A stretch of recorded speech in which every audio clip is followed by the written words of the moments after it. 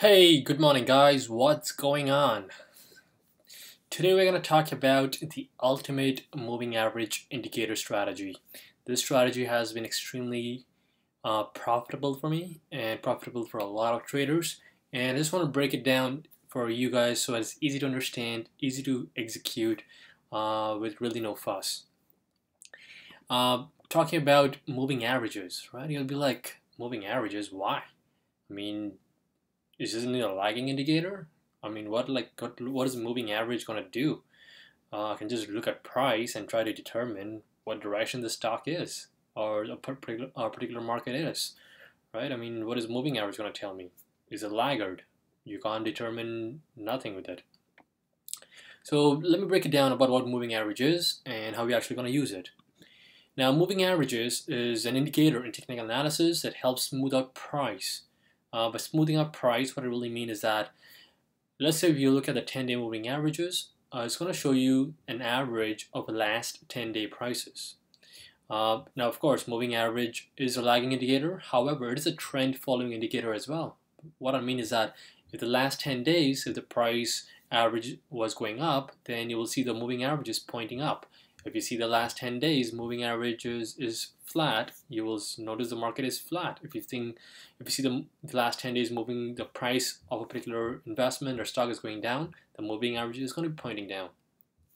And one of the really common the common application of moving averages is, of course, to determine the trend direction, to see is there a trend. If there is a trend, whether it's an up, down, or flat, right?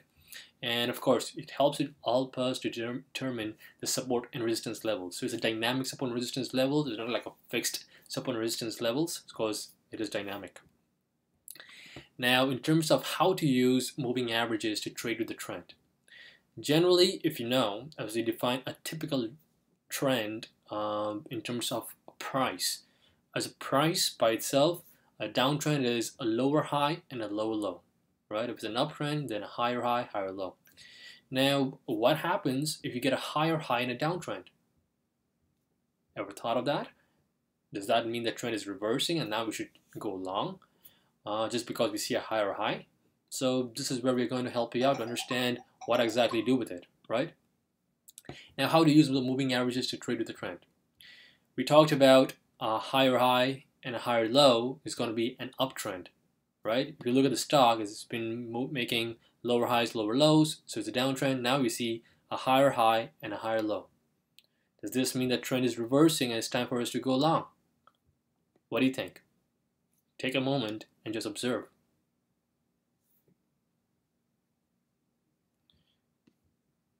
Here is what happens next, right?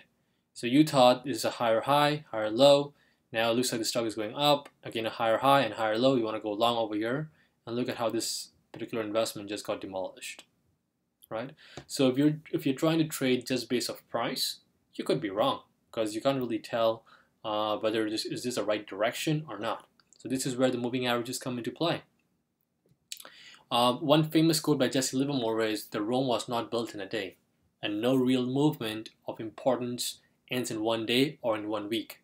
It takes time for it to run its logical course." These are big words, but what do we mean? What it means is that a trend is not made in a day. A trend is not made in a week. It takes a long time for a trend to get established, right? Just a few days, it has a higher or higher low, doesn't mean shit. Just a couple of weeks, doesn't mean shit either.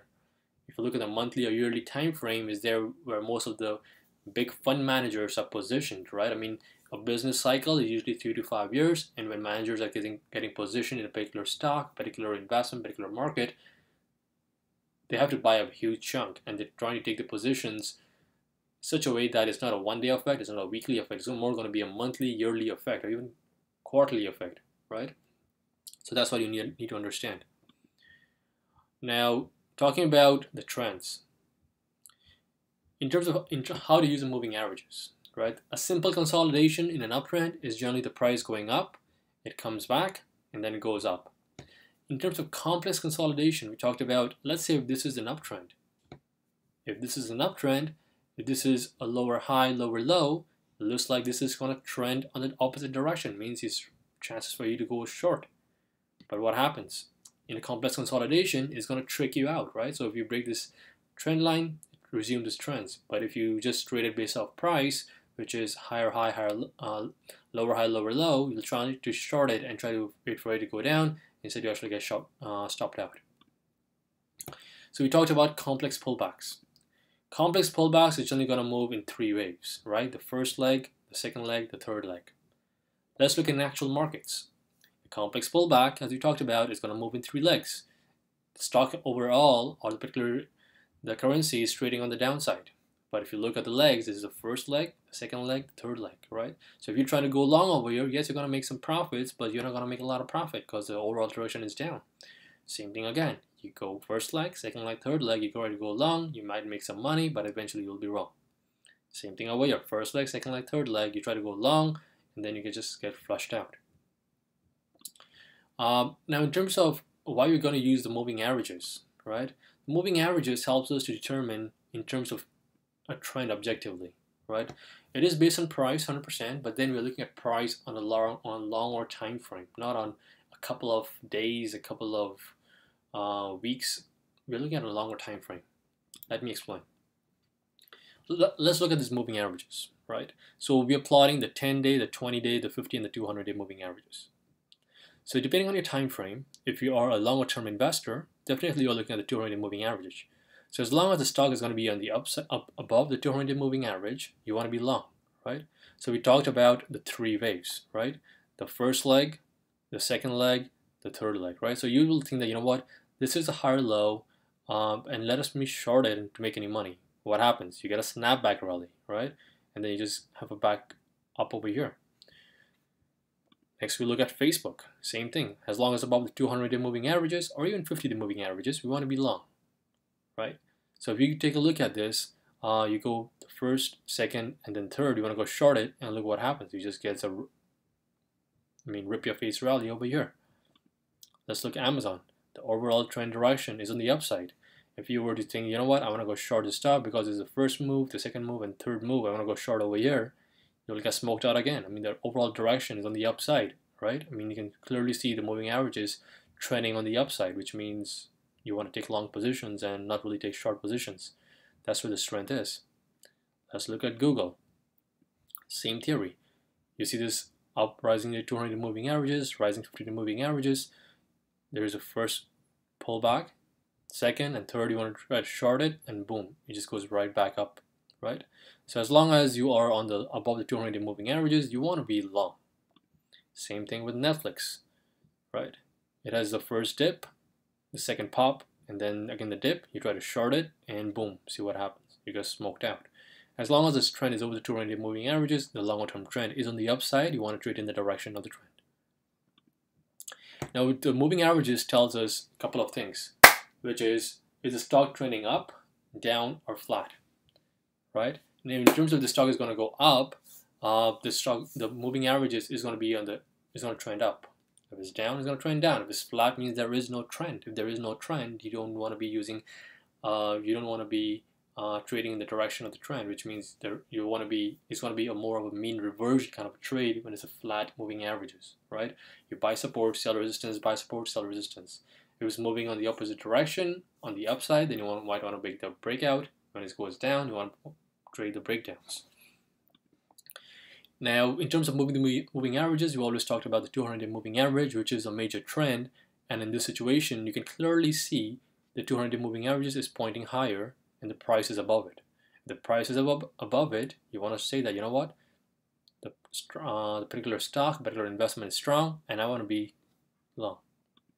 Same thing with these 200 moving averages, right? As long as above the moving averages, the Amazon stock, you want to stay long.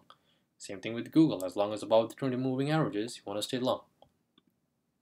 Now, if you're trading for a shorter time span, right, you might want to look at the 20-day moving averages to see which way its direction is. Is it going to go up? Is it going to go down? So in terms of shorter term, you might want to look at the 20-day moving averages. We talked about the flat day moving averages. When the moving averages starts to flatten out, there's really no direction, right? Overall, this might be you might look at it as a downtrend, but in the big span of space, what you're doing is just consolidating over here, right? Now the moving averages, the steeper it is, the stronger is the direction of the trend, right? You see this, the complex move on the break of this, it just moves higher, right? You look at this couple of moves, the break. So that's the complex we talk about. It moves in the first, second, it tries to trick you out. You try to short it down here and rip your face. First, second, you try to short it down here, you get a rip off rally, right? So in terms of which moving average to use, there's a 20-day moving average, 50-day, 200. Depending on the time frame. If you are looking for more on a shorter time span to trade, you want to look at 20-day. If you have a longer time span to trade, you look at the 200-day moving averages. In terms of how to use moving averages to step a stop loss. Now, you have to place your stops at a point that if it reached, it will reasonably indicate that, you know what, the trend is wrong. And not at a point determined primarily by the maximum dollar amount you're willing to lose. So what it really means is that when you set up a, let's say you put on a trade, right? Let's take a look at it. Look at the particular stock. Let's say you want to trade Netflix. If you want to be long, you want to put your stops right into the 140 level, or in this situation, this 143 level, right? So this is you want to put a stop. If you're going to place a stop based on if I got to lose $200, $300, $400, and then I'm going to stop it out, then that's incorrect. You're not really trying to understand the market structure. What you're really trying to do is putting a dollar value on your stops as compared to where the exact support or resistance is, the dynamic ones, right? So that's what it really means. Now, in terms of how to use a moving average indicator to better time your entries. Now, the further away the stock, a particular investment is from the moving averages, you shouldn't be taking any positions because there's chances are with the mean reversion, the stock is going to actually come back to the moving averages before it actually moves up, right? So you can see whenever it goes too extended to the moving averages, it will have a steeper pullback. A steeper pullback will give the opportunity to get back in, right? As long as you understand that stock is on the upside. Now, in terms of the exercise, if you have been trading for a while or just you started trading, just look at your past trades and notice how many losers you have derived from trading far away from the moving averages, right? Because the farther away you are from the moving averages, the higher chance it is for the stock to actually pull back to it or even lower the moving averages, right? It's just a matter of a rubber band theory, which is if you try to stretch it much too fast, chances are it's going to snap back even harder. That's what the theory is. Now, the only way for you to write a trend is to have no profit targets, right? In terms of how to use a moving average indicator to write massive trends, don't have profit targets. Why? The reason being is if there is a profit target, you're limiting your upside, right? If you are, let's say if you have, let's look back at the chart over here. Let's say you go and look at this Apple, right? You go and buy a particular investment right here at $140 and think, you know what? I want to go and make $10. You go up to $150 and then you take your profits. Are you maximizing your gain? Chance or not, right? Because the stock actually went up even higher. So don't try to put a profit target in terms, let the stock to actually play out and actually prove you that it's wrong. Let's say you took a position down here and you're like, you know what, this is an update, the moving average is going up. As long as it doesn't breach the moving averages, I want to stay long. That's how you can trade it. So that's where you can remain in the trend for a longer time. Let's look at other stuff. In terms of how to use the moving averages to identify the best markets to trade. So depending on whether it's you're trading stocks, you're trading currencies or futures, pick which sector you want to trade, right? The way you can really trade it is depending on the time frame. If you are a longer time frame trader, you want to look at the 200-day moving averages. If you're a shorter time frame trader, which is like me, I want to look at the 20 and 50-day moving averages and take a look at the direction of the moving averages, whether it's up, down, or flat. If it's up, I want to trade long. If it's down, I want to trade short. I'm not interested in trading mean average, which is flat moving averages. And then you want to look at, if you have indicated, let's say you have picked up 5 industries or 5 sectors or whatever it is, compare the steepness of the moving average. How strong is the trend, right? If the moving averages is really steep, then you have a really strong market on hands. If the moving averages is not really that steep or just flat, chances there is no strength in the market. If nobody wants to buy it, why do you want to bother? So 7 questions that you got to ask yourself is, which time frame are you trading? The longer the time frame you have, the longer moving averages you have to look at. If you're looking at, say, short swing term swing trading, you want to look at 10-day moving averages, which is 10 days. So your in terms of your time frame, in terms of your holding period, might be 10 or 15 days. If you want to hold a particular investment for more than a year, 2 years, 3 years, you want to look at 200-day moving averages. That gives you a longer time frame. In terms of how much are you risking on each trade. Now, the longer the time frame you go, the longer the time frame you look at the moving averages, the more amount you have to risk. So if you have in terms of, if you want to take a position for only 10 days, chances are you might want to risk only $500. But if you're playing the larger move, the 200 moving averages, chances are you're going to risk more, maybe $5,000, right? Or you can trade smaller and try to trade longer. In terms of which market you're trading, you have to understand which moving averages work best in which kind of market conditions. Not all markets are the same, not all moving averages are the same. They kind of respect on different levels. In terms of what conditions you're trying to trade, right? Well, will you enter? That's the question you got to ask yourself. Are you want to try to, if the stock is too extended from the moving averages, do you want to take a short position? Or do you want to wait for the moving averages to come back? And of course, you've got to understand where you want to exit if you're wrong, and where will you exit if you are right. Now, in terms of the exact moving average strategy,